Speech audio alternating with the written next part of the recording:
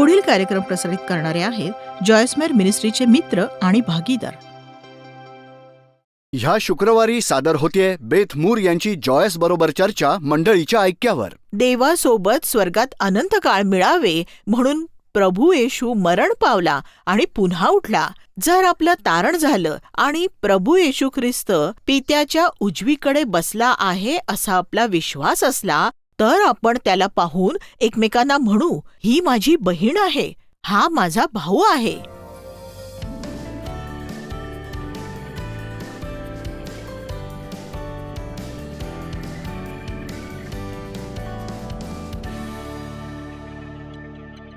आज आपण पाहूया नीतिसूत्रातली 3 वचनं. नीतिसूत्र अध्याय 15 वचन 18. तापट मनुष्य तंटा उपस्थित करतो, पण जो मनुष्य मंदक्रोध आहे तो झगडा शमवतो. नीतिसूत्र अध्याय 16 वचन 32. ज्याला लवकर क्रोध येत नाही तो पराक्रम करणाऱ्यांपेक्षा श्रेष्ठ होय. आत्मसंयमन करणारा नगर जिंकणाऱ्यांपेक्षा श्रेष्ठ होय. स्वतःच्या आत्म्यावर ताबा ठेवणं म्हणजे काय? माझ्या संदेशाचा मुख्य मुद्दा आहे स्वतःच्या आत्म्यावर ताबा ठेवणं. आपल्या भावनांच्या ओघात वाहत जाणं हा नव्हे. चला थोडं प्रामाणिक बनूया. तुमच्या आत्म्यावर तुमचा किती ताबा आहे ते सांगा मला. तुमच्या भावनांवर, शब्दांवर, आपल्या विचारांवर किती ताबा आहे तुमचा? त्यांचा तुमच्यावर किती ताबा आहे? या टप्प्यावर आपण आहोत. तुमच्या आत्मिक वाढीचा हा पुढचा टप्पा आहे हे नक्की आहे. विनाकारण तुम्ही इथे नाही आलेले आहात. मी कशी दिसते ते पाहायला तुम्ही नाही आलात इथे हो. मग तसं असेलही देवाने तुम्हाला कसंही का आणलेलं असेल ना. मला आनंद आहे. आपल्याला तयार राहायचंय पुढच्या युद्धासाठी.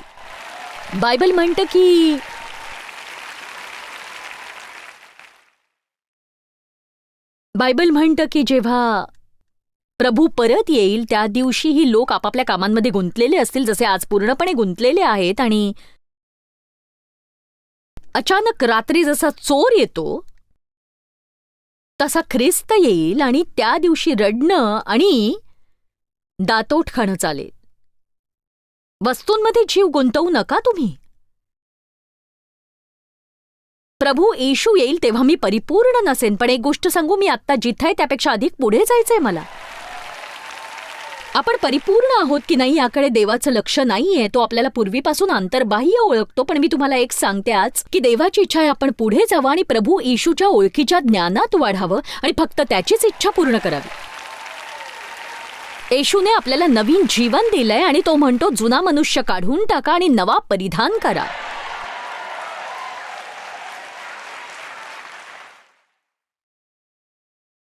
तुम्ही हे करू शकता. फक्त करण्याचीच गरज आहे.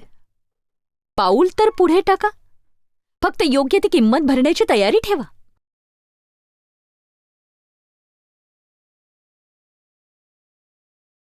नीतिसूत्र अध्याय 22 वचन 24-25 म्हणतं, रागीट मनुष्याशी मैत्री करू नको, नाहीतर त्याची वर्तणूक शिकशील. ही एक फारच गंभीर बाब आहे. आज जगामध्ये मोठ्या प्रमाणात रागीट लोक आहेत. काही लोक इतक्या काळापासून रागात आहेत की आता त्यांना त्याची जाणीवही होत नाही. ते फक्त बनलेत कटू, लहरी, नकारात्मक, टीकात्मक. अनेक रागीट लोक तणावग्रस्त आहेत आणि तणावाचं मूळ कारण आहे राग. सगळ्याच नव्हे, पण काही लोकांच्या जीवनात न सुटलेल्या समस्या असतात. माझ्या वडिलांनी माझं शोषण केल्याबद्दल मी किती काळ संतप्त होते ते ठाऊक आहे तुम्हाला. आणि माझ्यातल्या संतापाविषयी मी पूर्णपणे अनभिज्ञ होते. आणि हे असंच घडतं जेव्हा तुमचा हक्क हिरावून घेतला जातो तेव्हा अन्यायाची भावना निर्माण होते. जर तुम्हाला वडील नसतील किंवा समजा आई नसेल किंवा मग तुमच्या पालकांपैकी कोणी एक व्यसनी असेल किंवा कुणीतरी तुमची घोर फसवणूक केली असेल तर हे योग्य झालं नाही अशी भावना तुमच्या आत राहून जाते. आणि बराच काळ तुम्ही त्यात राहता. मी जगिक पद्धतीने वागत होते, मी रागात होते आणि मी कठोर झाले होते. मला उत्तेजन देणारं कुणी नव्हतं, काय करावं ते सांगणारं नव्हतं. अशा स्थितीत मी ख्रिस्ती होऊ पाहत होते आणि माझी देवावर प्रीती होती, पण मी गांभीर्याने देवाला म्हणू शकत नव्हते मला तुझ्या मार्गाने जायचं. बघा, जर कुठल्याही प्रकारे देवाच्या मंडळीसाठी उपयोगी व्हायचं असेल तर विश्वासणाऱ्यांची उन्नती करूनच होता येतं. आपले डायपर्स, चोखण्या, दुधाच्या बाटल्या झुगारून देण्याची वेळ आली आता.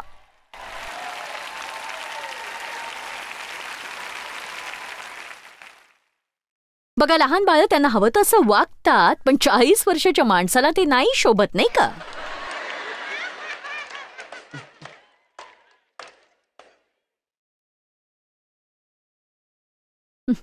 हो, बरं झालं हे सुरू करण्याआधी आपण देवाबरोबर वेळ घालवू शकलो. इब्री-लोकासपत्र 12वा अध्याय. बायबल म्हणतं, तुमच्यामध्ये कोणतंही कडूपणाचं मूळ अंकुरित होऊ नये म्हणून विशेष लक्ष द्या. तेव्हा एकमेकांना मदत करा. आपण रागात का आहोत याची कहाणी जर कोणी सांगत असेल तर त्याला ती गोष्ट प्रभूच्या हाती सोपवायला तुम्ही उत्तेजन द्या. त्यांना पटवून द्या की हा वेळेचा अपव्यय आहे, वाया घालवताय तुम्ही वेळ. लोकांना उत्तेजन द्या. त्यांना म्हणा, हे योग्य नाहीये, तुमची स्थिती मी समजू शकते, पण आपण प्रार्थना करून ही गोष्ट प्रभूच्या हाती सोपवूया का? ही गोष्ट प्रभूच्या हाती सोपवायला तुम्ही तयार आहात का? आणि बघा, जेव्हा मी लहान होते तेव्हा जे झालं ते देवालाही आवडलं नव्हतं. ते न आवडणारी मी एकटीच नव्हते, ते देवालाही बिलकुल आवडलं नव्हतं. तोही रागावला होता. पण देव हा एक रागिष्ट देव नाही. त्याला राग जरूर येतो, अन्यायामुळे त्याला राग येतो, पण योग्य मार्गाने लढणं तो जाणतो.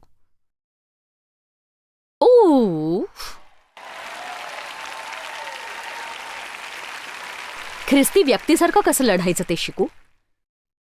मार्क अध्याय 3 कडे वळूया आपण. येशू पुन्हा एका सभास्थानात गेला. त्याने प्रार्थना केली त्यांच्या संयमासाठी, त्यांच्या शिस्तीसाठी. आणि कशीही परिस्थिती असे ना, त्यांनी असं वागावं की जणू काही घडलंच नाही. परुषांनी त्याला राग आणला होता आणि त्यांनी जाणून बुजून तो आणला होता. तो सात्विक संताप होता, तो चुकीचा राग नव्हता. बऱ्याचदा राग चुकीचा असतो, पण सात्विक संताप सुद्धा असतो.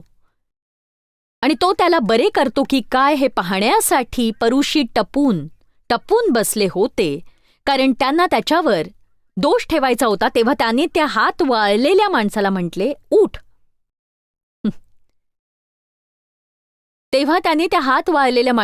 उठ. मला हे आवडतं, कारण काल मी तुम्हाला जे सांगत होते तसंच हे घडलं. प्रभूला ठाऊक होतं की ते वेडेपिसे होतील. मला वाटतं की प्रभू येशूने हे हेतुपुरस्सर केलं होतं. तेव्हा प्रभू येशू हात वाळलेल्या मनुष्याला म्हणाला, उठ, इथे ये आणि मध्ये उभा राहा. त्याने ते एकांतात केलं नाही, तर तो म्हणाला, इथे ये आणि सर्व लोकांच्या मध्येत उभा राहा. हो, किती छान आहे. चला तर इथे येऊन उभा राहा. आपण जे काही इथे करणार आहोत ते यांना पाहू दे.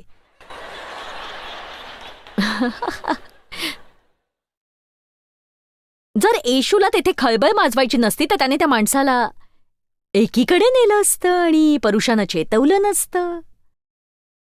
पण तो त्याला आपल्या मुठीत ठेवू शकत नव्हता.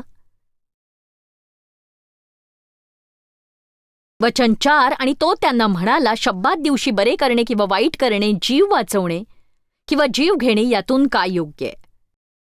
पण ते उगेच राहिले. आणि येशूने खिन्न होऊन त्या सर्वांकडे रागाने पाहिले. येशूला त्यांचा राग आला. त्यांच्या मनाच्या कठीणपणामुळे खिन्न होऊन, मला ही गोष्ट खरंच आवडते, मला खात्री आहे तुम्हाला सुद्धा आवडेल. तर मग येशूने काय केलं? तो त्या माणसाला म्हणाला, हात लांब कर. त्याने हात लांब केला आणि त्याचा तो हात पूर्णपणे बरा झाला. आता आज जर आपण हे समजू शकलो ना, तर आपल्याला देवासारखं लढता येईल. आपण ख्रिस्ती असल्यासारखं लढायला शिकू. त्यांनी येशूला चिडवलं, पण देवाने त्याला सोपवलेल्या कार्याकडे पाठ फिरवून परुषांशी वाद घालून त्यांना त्यांची चूक दाखवण्याऐवजी येशूने त्या रोग्याला बरं करून त्यांच्या रागाला प्रत्युत्तर दिलं. जसं तुम्ही वागाल तसंच तुमच्या वाट्याला येईल. ख्रिस्ती असल्यासारखं आणि देवासारखं लढण्याचा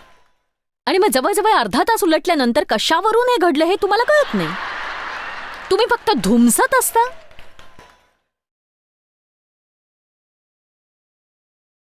तुम्हाला मानसोपचार तज्ञाकडे मोठी किंमत मोजावी लागते.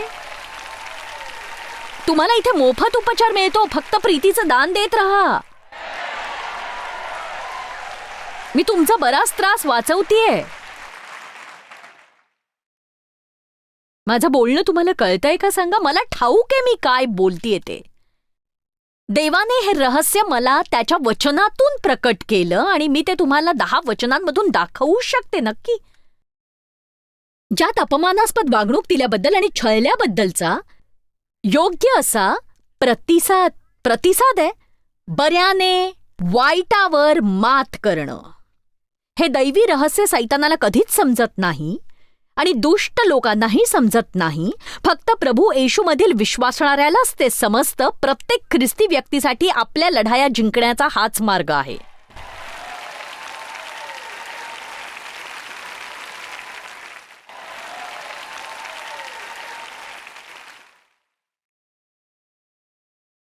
आपल्या देहासाठी हे फारच त्रासदायक आहे. कारण बघा, आपण खूप रागात असतो आणि मी चिडलोय. मी तुम्हाला रागावलेली दिसते का? पण तुम्ही माझ्याशी कसंही वागू शकत नाही.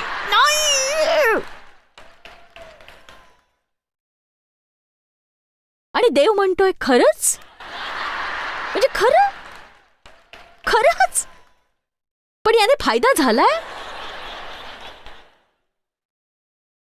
आज इथे कोणी देवाची योजना अंमलात आणणार आहे का सांगा?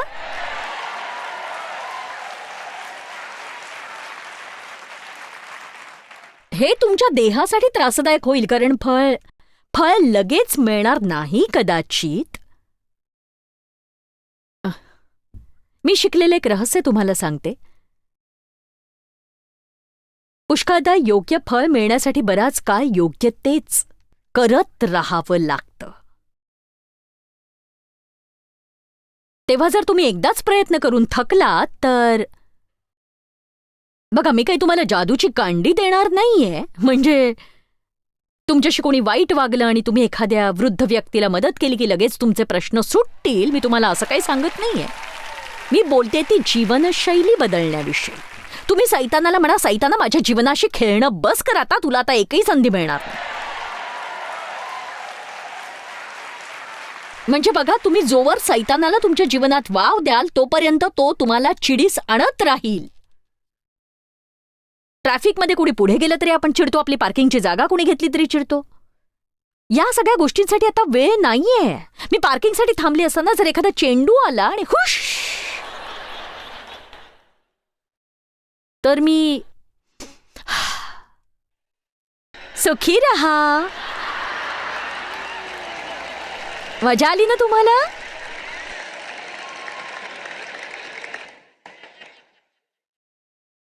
अहो, पण त्यांनी जे केलं ते योग्य नाहीये. मी त्यांचं समर्थन नाही करणार. मी त्यांना बोलणारच. ठीक आहे. हे बघा, काही वर्षांनी जेव्हा मी इथे परत येईन तेव्हा आपण याच विषयावर बोलू.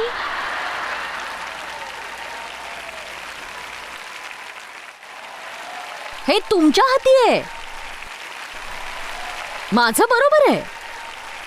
तुम्हाला चिडवण्यासाठी कोणीतरी नेहमी असणारच आहे. त्यांच्यावर चिडल्यामुळे ते दूर जाणार नाहीत. देव त्यांना आणतोच. लक्षात ठेवा, त्या पार्किंगच्या जागेत देवानेच त्या व्यक्तीला पाठवलं होतं, कारण त्याला तुमच्या जीवनातून जे अयोग्य ते बाहेर काढायचं होतं. या अपेक्षेने की तुम्हाला ते दिसेल आणि तुम्ही ते काढाल. तुमच्यात राग असेल तर तो बाहेर डोकावणारच.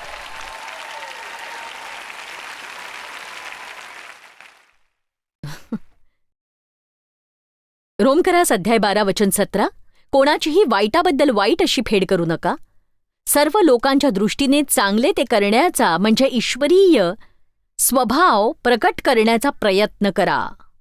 शक्य असेल तर ते तुमच्यावर अवलंबून असल्याने सर्व लोकांबरोबर शांतीने राहा प्रिय बंधूंनो, सूड उगवू नका, देवाच्या रागाला वाट द्या असे लिहिले आहे. सूड घेणे माझ्याकडे आहे. आपण हे वचन लक्षात ठेवायला हवं. तुझा शत्रू भुकेला असल्यास त्याला खायला दे, तो तहानलेला असेल तर त्याला प्यायला दे. असे करून तू त्याच्या मस्तकावर निखाऱ्यांची रास करशील.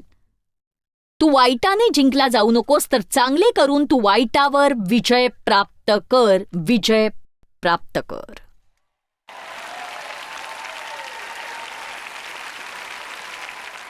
स्तोत्रसंहिता 37:1 वाचूया. वचन 1.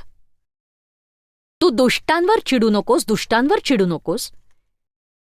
एकदा मी हे वचन वाचत होते आणि एक बाई मोठ्याने म्हणाली, मनापासून म्हणाली की ती मीच, सिस्टर चेडकी.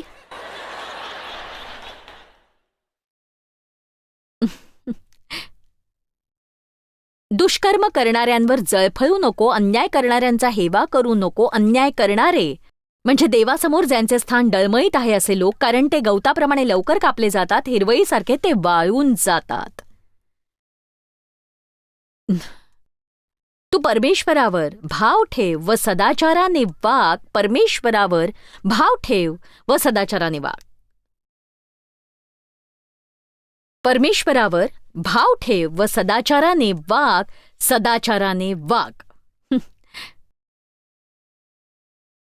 ख्रिस्ती म्हणून लढण्याचा हा एक मार्ग आहे. जेव्हा एखादा दुष्ट दुष्कृत्य करतो तेव्हा जळफळू नका, पण त्याऐवजी तुम्ही प्रभूवर, पूर्णपणे प्रभूवर टेकून राहा आणि प्रभूवर टेकून चालताना चांगली कामंही तुम्ही करा.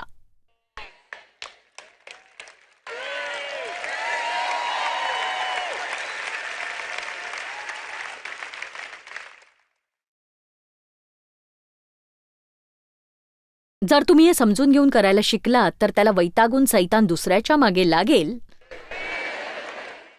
तो म्हणेल याला त्रास दिला तर हा दुसऱ्याला आशीर्वादित करतो, मग काय याला त्रास द्यावा बरं.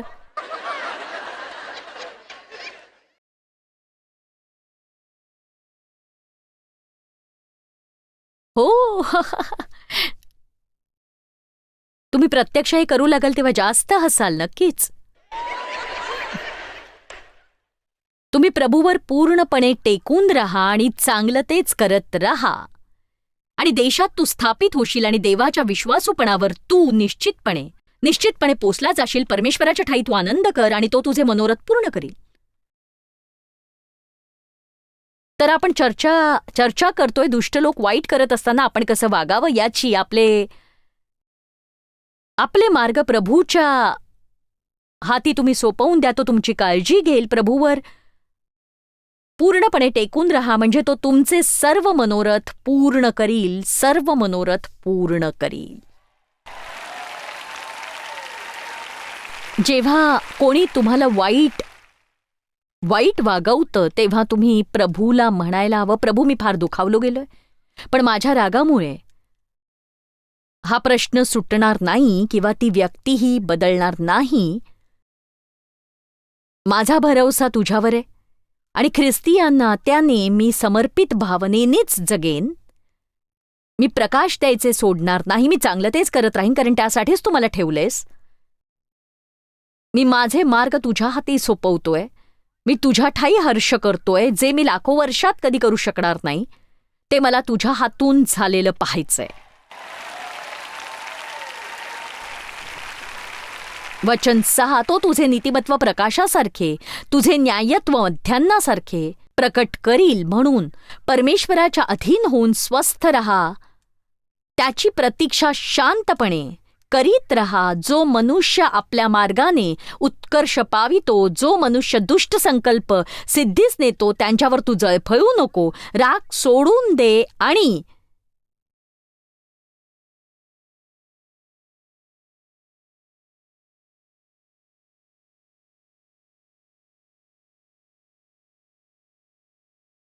क्रोधाविष्टपणाचा त्याग कर. जळफळू नको, राग सोडून दे. जेव्हा काही वाईट घडेल तेव्हा आपण त्याला रागानेच प्रत्युत्तर द्यायचं नाहीये, तर आपण बऱ्याने वाईटावर मात करायची आहे. राग ही एक अशी भावना आहे जिचा आपण सामना करतो. पण रागाचा सामना आपण कसा करतो यावरून ठरतं की समस्या आहे की नाही. तर प्रार्थनापूर्वक देवाला मागा की संयमाच्या फळाची जे देवाने दिलंय त्याची तुम्हाला कसरत करता यावी आणि रागापासून पटकन दूर पळा, म्हणजे देवाच्या अद्भुत शांतीचा तुम्ही निश्चितच अनुभव घेऊ शकाल आणि ते अवर्णनीय असेल. बघा, जगात राहताना विजयशाली जीवन जगायला शिका आणि लढायचं असेल तर ख्रिस्ती व्यक्तीसारखं लढा. जॉयस मायर मिनिस्ट्रीज करता तुम्ही खूप मौल्यवान आहात. आम्हाला तुमचं कौतुक आहे आणि जगभरामध्ये हे सेवा कार्य शक्य करण्याकरता आम्ही आमच्या मित्रांचे आणि पार्टनर्सचे आभारी आहोत. आम्ही एकत्रितपणे भुकेल्यांना खाऊ घालतो, गरिबांना वस्त्र देतो आणि राष्ट्रांना सुवार्ता सांगतो. तुमच्या प्रार्थनेच्या विनंती करता आमच्याविषयी आणखी माहिती मिळवा.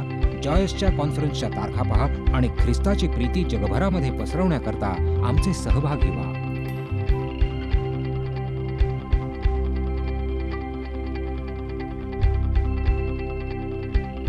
याचा सर्व खर्च जॉयस मायर मिनिस्ट्रीचे मित्र आणि भागीदार करत आहेत.